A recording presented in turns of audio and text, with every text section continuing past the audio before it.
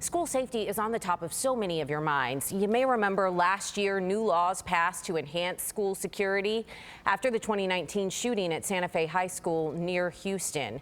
Governor Greg Abbott says those laws don't have much teeth to force schools to comply. Our Jack Fink asked the governor what he plans to do to make sure your kids are safe. And so Jack, expect to do two things. One is we expect to reach agreement on even more enhanced standards and ensure that there is going to be teeth to it so that there will be compliance. And I'll add to that, will ensure that there's going to be accountability at all levels through the process.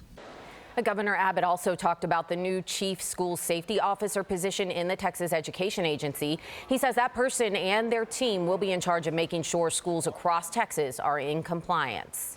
After 61 days of this intense drought, we're all feeling the pain, but there's one place right underneath your feet that you might not even realize is being hit hard. Foundation repair experts say everyone, new or longtime homeowners, should be checking for damage right now. They're seeing everything from cracked bricks and flooring to some houses showing roof lines separating. So if you're conserving water, experts say use it where it counts. Worry less about that dying grass and focus on the dry ground that could be shifting your home's foundation.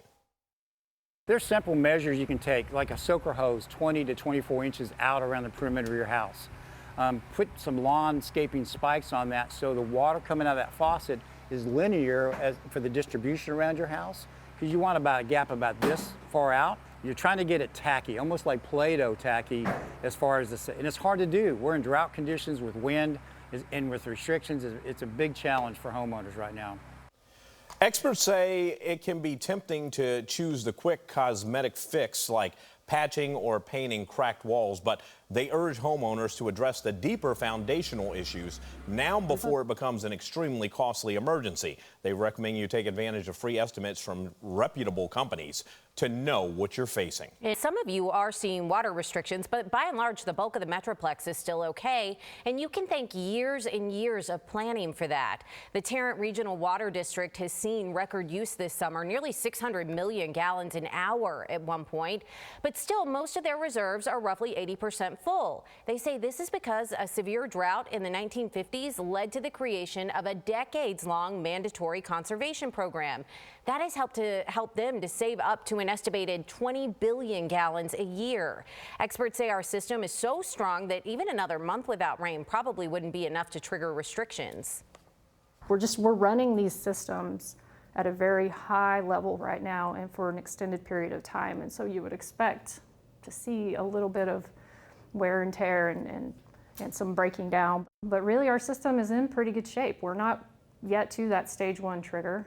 And so we're doing pretty well.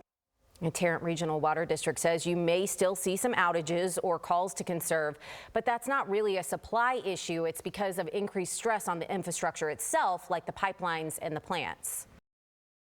You can support restaurants right here in North Texas. DFW Restaurant Week is back. The fundraiser helps to raise money for the North Texas Food Bank. You can get 3-course dinners from participating restaurants for less than $50 and 2-course lunches for less than $25. There's also a new weekend brunch option. The preview weekend starts today. It ends Sunday. Restaurant Week officially begins on Monday, and most of those restaurants will offer deals through September 4th.